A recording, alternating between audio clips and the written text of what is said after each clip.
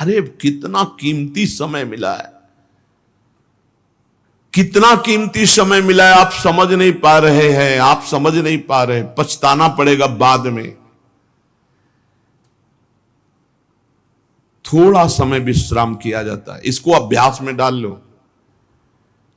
कई वर्ष हो गए मध्याह्न में विश्राम नहीं, नींद का नहीं, थोड़ा शरीर स्वस्थ होने का, लेट जाना फिर बैठ जाना, फिर टहलना, फिर लेट जाना बैठ जाना, नींद का नहीं। रात्रि में 4 घंटे इसको लेटने के लिए देते हैं बस, बीमार स्थिति में। शायद बीमारी ना होती तो पद्मासन में इसको हम विश्राम देते, पर अब पद्मासन लगा नहीं सकते। शरीर सुख आराम त्याग किए बिना भगवत मार्ग में कोई भी विजितात्मा नहीं हो सकता। रगड़ो, इस शरीर को रगड़ो, हाथ में माला है या काउंटर है, टहल रहे हैं, जब नींद आ रही टहल रहे हैं, सिर्फ 4-5 घंटे शयन के लिए दीजिए। क्या कर पाओगे आगे? यही अवस्थाएं हैं, नवयुवक अवस्था। इसी पर विजय प्राप्त करो, नींद आदि पर, भोजन पर, नींद पर। जानबूझकर 1-2 दिन भोजन छोड़कर भजन पड़े नहीं रहना, कोई जान न पावे कि आप भोजन नहीं किए। पूरी दिनचर्या ज्यों की त्यों होनी चाहिए। जिद्दी स्वभाव, परमार्थ के पथिक का जिद्दी स्वभाव, आराम त्यागी स्वभाव। और शरीर को जैसा बना लो प्रभु वैसे ही है, इसमें जड़ है, कोई अंतर नहीं पड़ता है। रात में सो, दिन में 4 घंटा सोने का अभ्यास बना लो, दिन में सोते रहो। अभ्यास है, चाहे जगने का बना लो चाहे सोने का। आधा आधा कवल रोज बढ़ाते चले जाओ, भोजन आते फैलती चली जाएंगी। आधा आधा कवल रोज कम करते चले जाओ। 24 घंटे में 400 ग्राम अन्न से स्वस्थ शरीर का पोषण हो जाएगा और वो क्रियाशील रहेगा। 400 ग्राम अन्न से काहे को बर्बाद कर रहे हो? आते बढ़ाते चले जा रहे हो। इसको कम करो, कम करो। भोजन 400 ग्राम अन्न से काम चल जाएगा। जिसे भगवत प्राप्ति के बिना आप जिया नहीं जा रहा, तब भगवत प्राप्ति होती है। ये शरीर सुख आराम के त्यागने की, हमें बहुत समय बर्बाद मत करो, समय बर्बाद मत।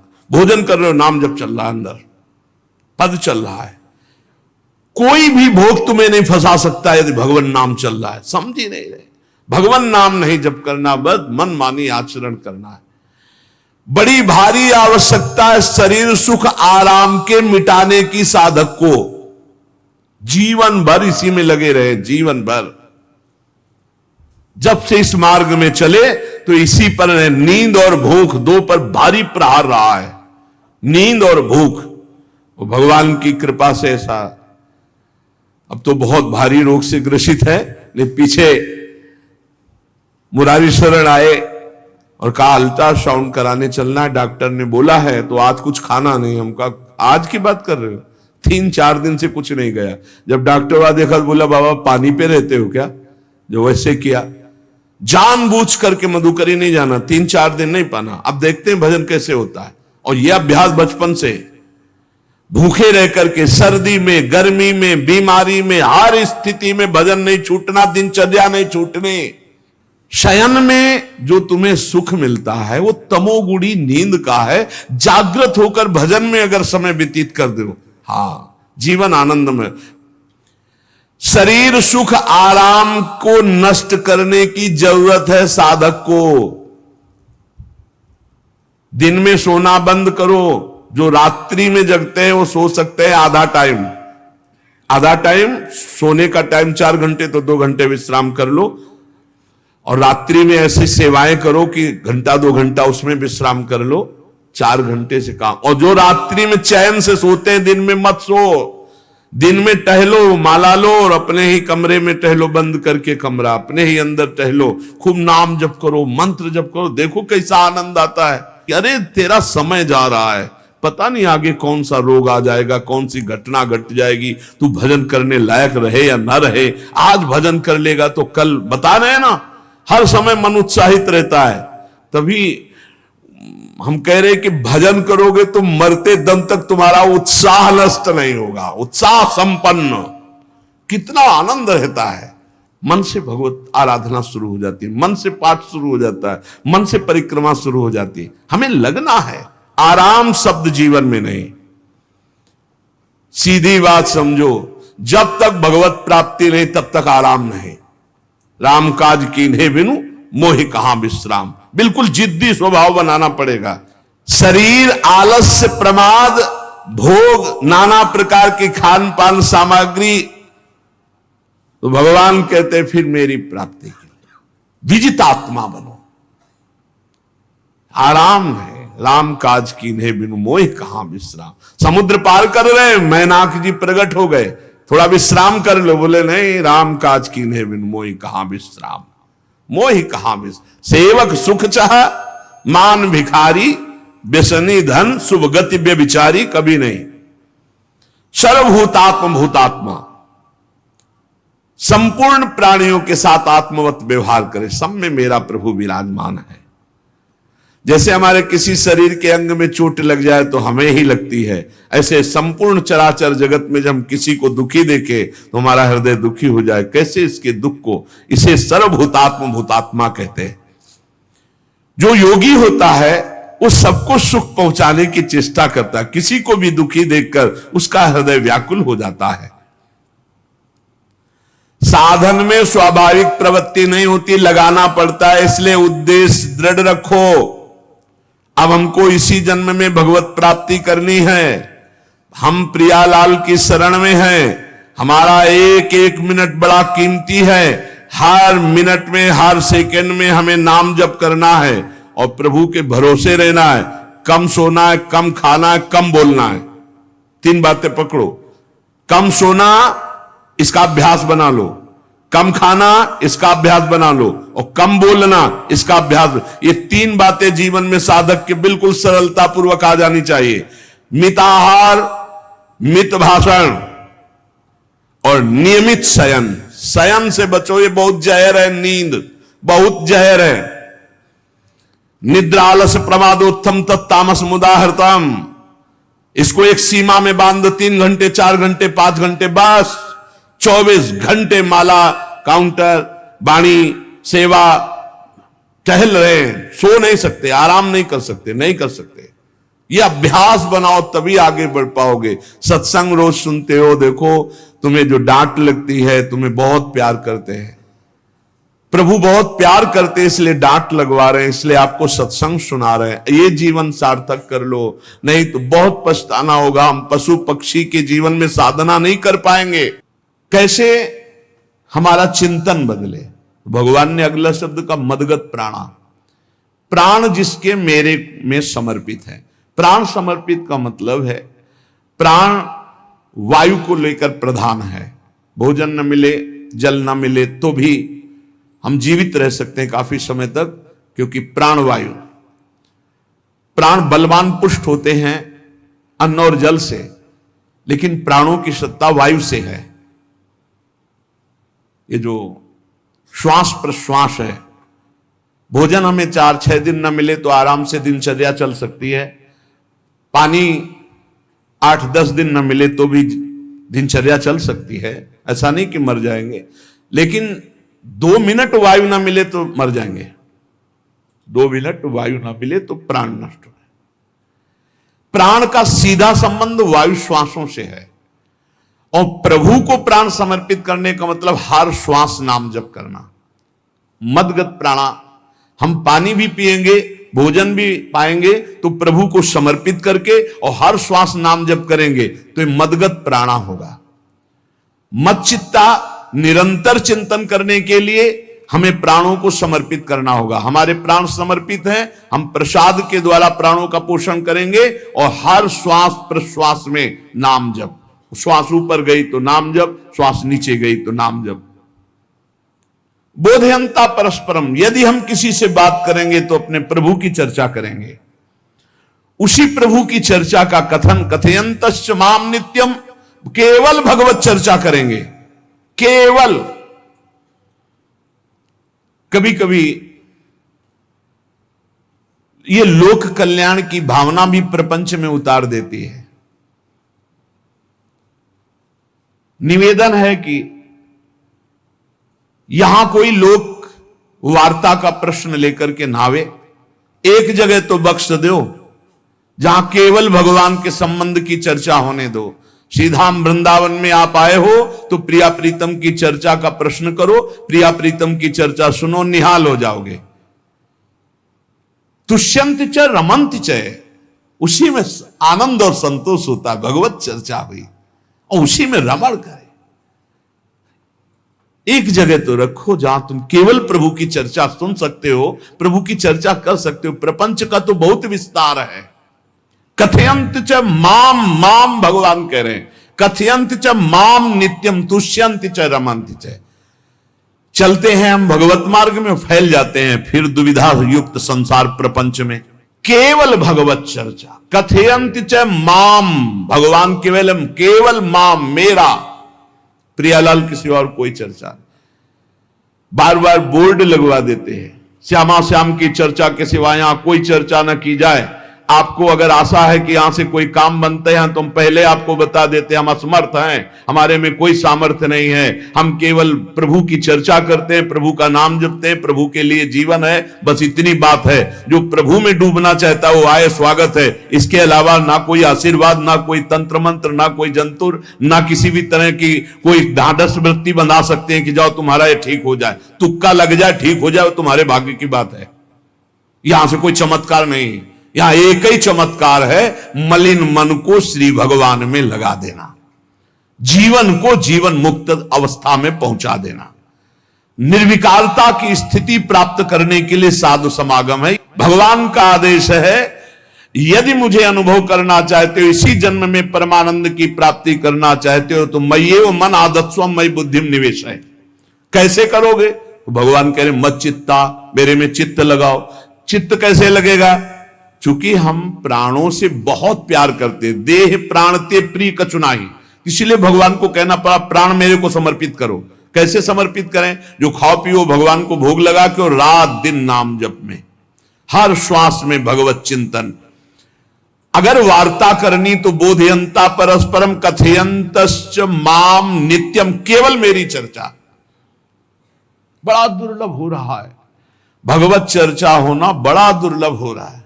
भैया ये सब सुनहु भरत भावी प्रबल, बिलख कहो मुनिनाथ, हानि लाभ जीवन मरण जस अपजस विधिहात। जब कर्मों का फल भोगने का आया तो महात्मा जी, और जब पाप कर्म करने जा रहे थे तो पूछ लेते हमसे कि हम पाप कर्म करने जा रहे हैं, आपकी अनुमति है क्या? तब नहीं, तब किसी ना भगवान की याद की, न गुरु की याद की, मनमानी आचरण किए। तो अब भोग आया है, अब भोग लो, उसको भोगना पड़ेगा, वो यही मिलेगा तुम्हें। पति पत्नी परिवार संसार मित्र, इन्हीं में सब कलह अशांति मारपीट नाना प्रकार का। अरे पूछो मत, भगवान के चरणों का जब तक आश्रय नहीं लोगे तो यहां का ये प्रेम विवाह, यहां का प्रेम तुम्हें शांति प्रदान नहीं कर सकता। भगवत भाव रखोगे, हर परिस्थिति को शांति पूर्वक निर्वाह। ये जीवन काटना भी एक कला है। मनुष्य जीवन कोई पशु जीवन नहीं है। अगर अध्यात्म नहीं तो आप इसको जी नहीं सकते, आप इस जीवन को नहीं जी सकते। अशांत रहोगे, क्लेशित रहोगे, परेशान रहोगे। जीवन की कला है द्वंद्वों में क्षमता, संपूर्ण जगत में रहते हुए ममता रहित हो जाना, संपूर्ण क्रियाएं करते हुए अहंकार रहित हो जाना, अभी जीवन मुक्तता का आनंद आ जाए।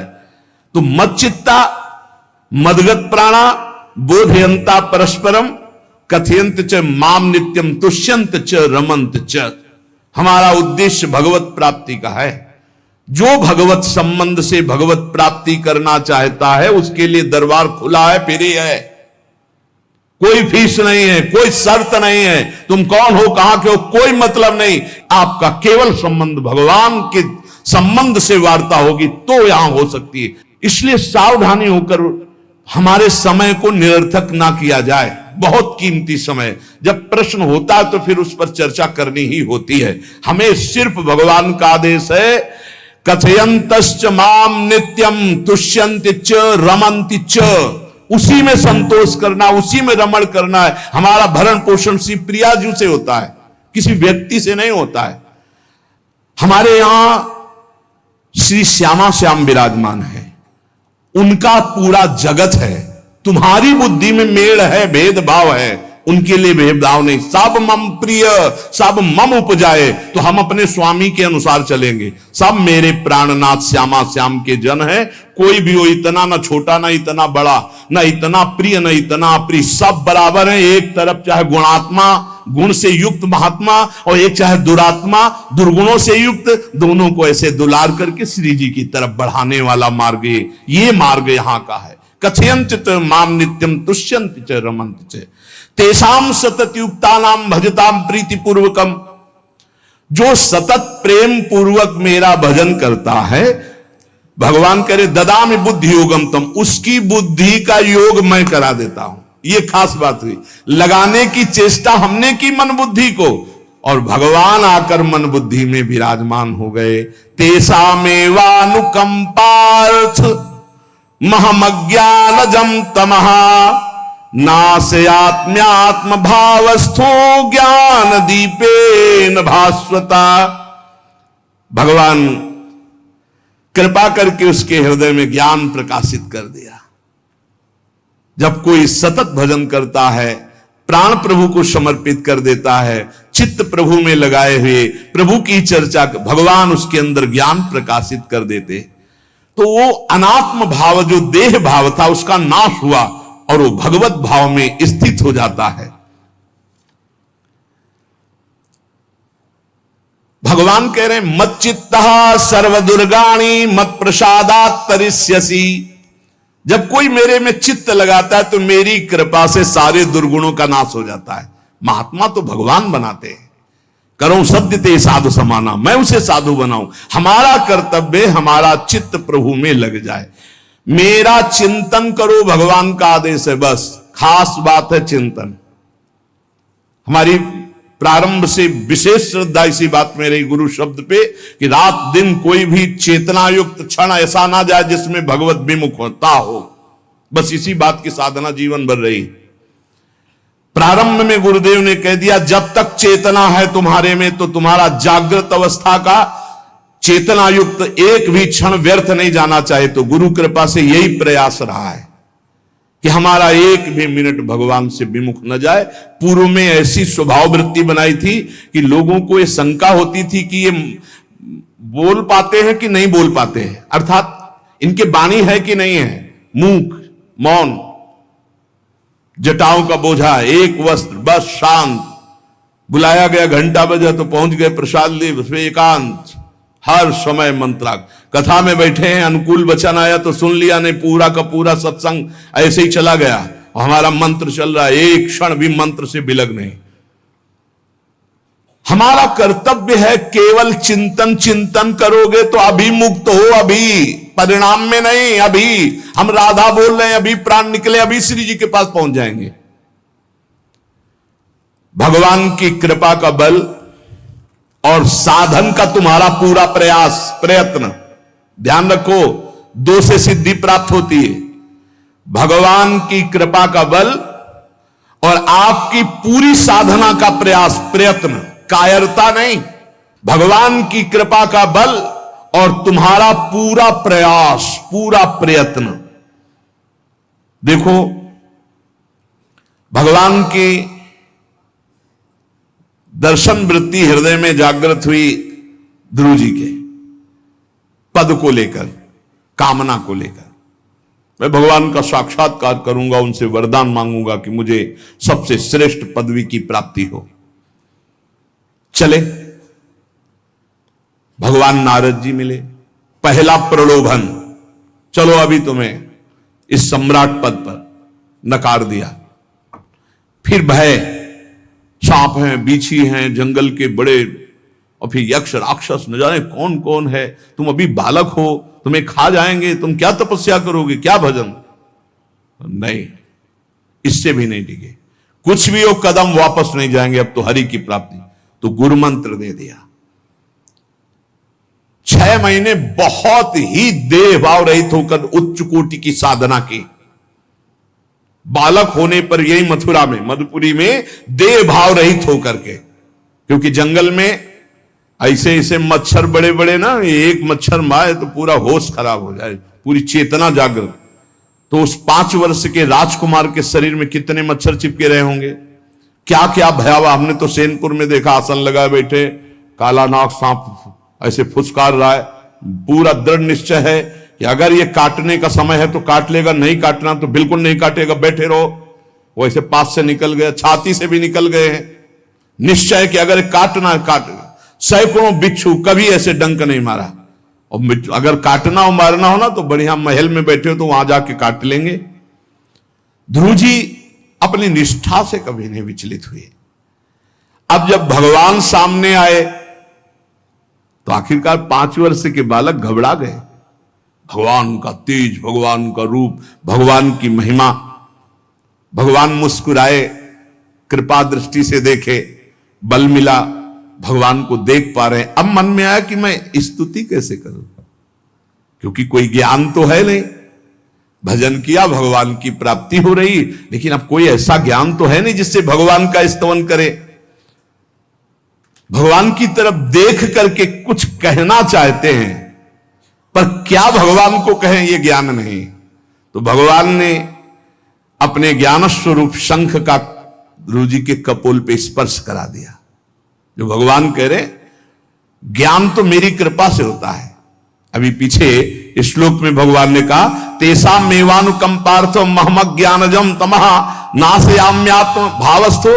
अनात्म भाव का ये जो आत्मस्वरूप अनात्म देह में भाव आ गया है, इसके नाश का जो ज्ञान होता है ये भगवान की कृपा से होता है। जे भी संग छुआया दिव्य ज्ञान और भगवान की दिव्य स्तुति की। तो ये देखा जाता है कि भगवान की कृपा से ही साधक में दिव्यता आती है, दिव्य ज्ञान आते हैं। पर प्रयत्न अपना होना चाहिए। प्रयत्न था तभी तपस्या में आए, नहीं तो प्रलोभन में फंस जाते या भय में डर जाते। ना प्रलोभन में फंसे चक्रवर्ती सम्राट पद देने पर, और ना भय में फंसे कि सांप बिच्छी और सिंह खा जाएगा, इससे भयभीत नहीं हुए। और प्रयत्न इतनी जोर का किया, आप भागवत में पढ़ लीजिए, देह भाव रहित होकर कितना कठोर तप, 6 महीने में भगवत साक्षात्कार। आत्मबल, भगवत कृपा बल। ये मन है बहुत डराता है, कैसे जिएंगे, बुढ़ापे में कौन सेवा करेगा, क्या दुनिया का प्रपंच खड़ा कर देता है। इसको इसी ज्ञान से काटो, भगवान है ना, भगवान सब करेंगे। भगवान के लिए हमने जीवन दिया है, ये जीवन भगवान के लिए हार। अरे दिव्य हो जाओगे, रिद्धियां सिद्धियां हाथ जोड़े खड़ी रहेंगी। भगवान जानते हो क्या भगवान है। हम एक बार भगवान के नाम पर अपने आप को न्यौछावर तो करके देखें, पर यह अहंकारी जीव मानता नहीं है।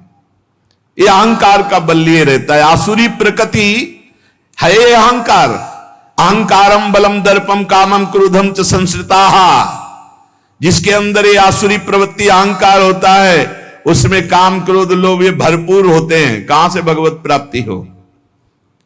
जहां ये दुश्मन रहते हैं वो घर तो तुमने सुरक्षित दे रखा है दुश्मनों को।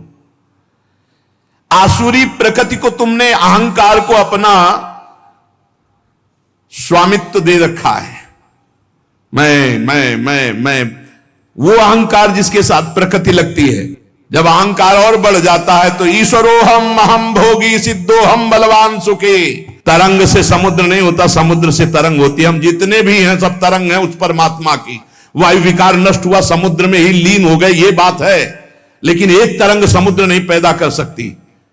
एक सूर्य चमक रहा, कोई बंद के सूर्य दूसरा चमक के दिखाए। बहुत सावधानी से उपासना करो।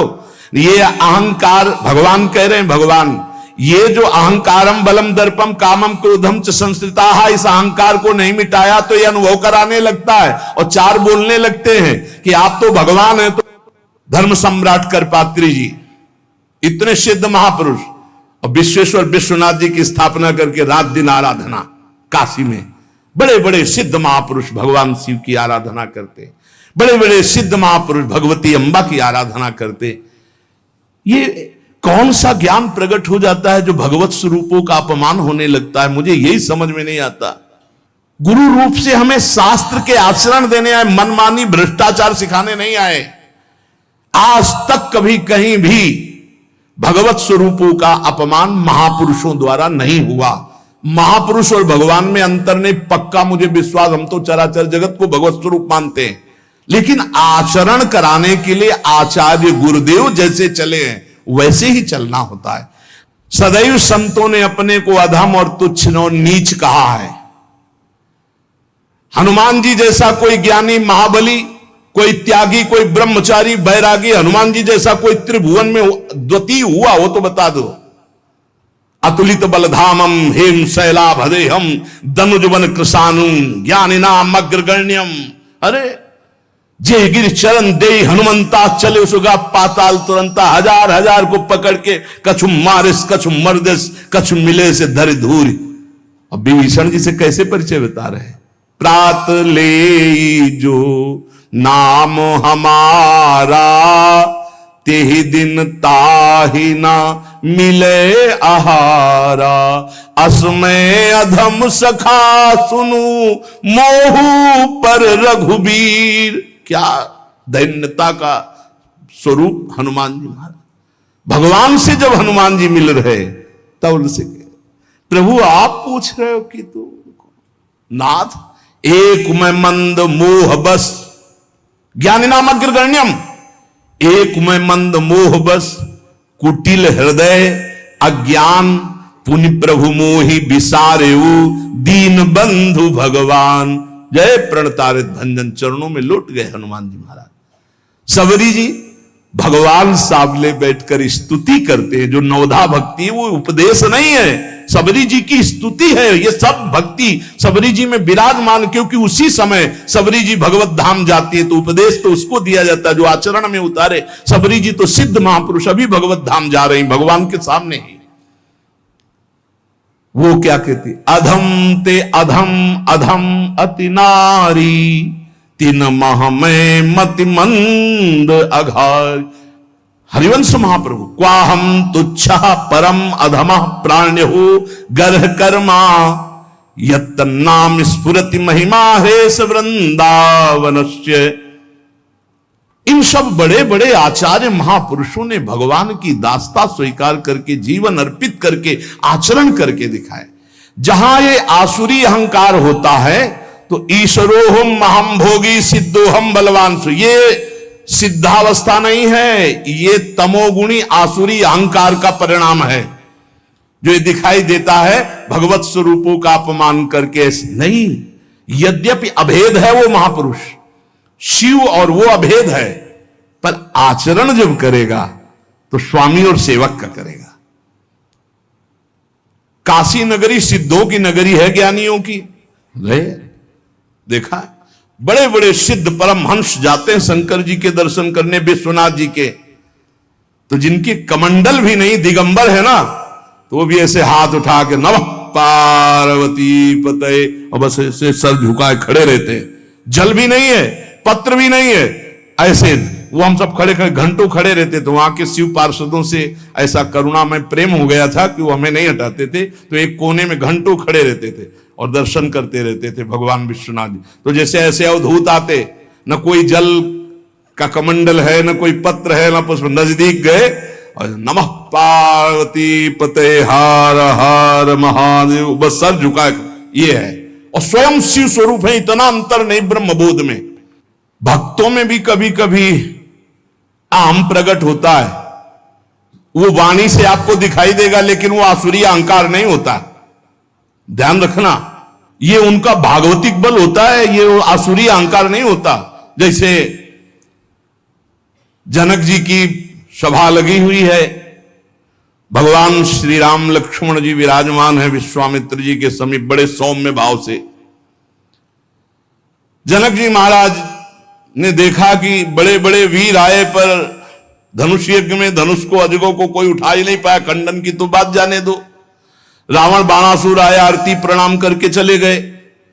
अब आशा ही खत्म हो गई, कोई उठाने वाला ही नहीं, तो उन्होंने कहा वीर विहीन मही में जानी। अब मैं आज जान गया कि पृथ्वी वीरों से रहित हो गई। अगर मैं ऐसा जानता कि इस भूमंडल में कोई वीर ही नहीं अजगों का खंडन करने वाला, तो मैं ऐसा प्रण नहीं लेता, मेरी जान की कुंवारी रह जाएगी। ऐसे विकल होके वीर विहीन मही में जाने।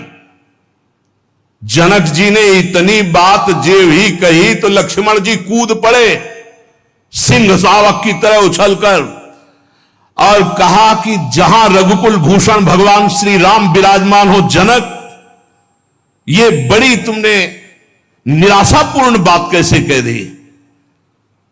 तुमने ऐसी बात कह दी जहां रघुकुल भूषण भगवान श्री राम विराजमान है।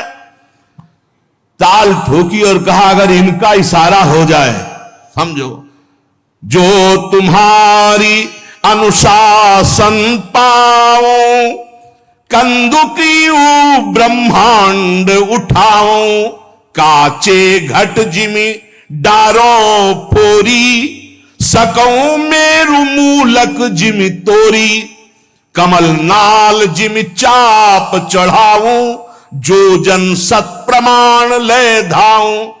हे जनक, जहां रघुनाथ जी विराजमान होते वहां ऐसी बात नहीं कहते, तुमने ऐसी बात कैसे कह दी? अगर मेरे स्वामी का आदेश हो जाए अभी तो पूरे ब्रह्मांड को कच्चे घड़े की तरह तोड़ दूं। ये अजगौ पुराना 100 योजन एक बार में दौड़ते हुए जाऊं और इसको ऐसे कमल लाल की तरह तोड़ दूं, मेरे स्वामी का आदेश हो। यह अहंकार नहीं है। पहली बात कही, जो तुम्हार अनुशासन पावो, अगर मेरे प्रभु श्री राम की आज्ञा हो जाए। और लक्ष्मण जी ने एक बात और कही कि तोरो छत्रक दंड जिमि तव प्रताप बलनाथ, आज के बाद कभी धनुष स्पर्श नहीं करूंगा यदि मेरी बात झूठी हो जाए। आपके प्रताप से इसे बरसाती छत्ते की तरह तोड़ दूं इस अजगौ को, अगर आपका आदेश हो। तो प्रताप बलनाथ, यह अहंकार नहीं है, यह भक्त का भगवत प्रताप है।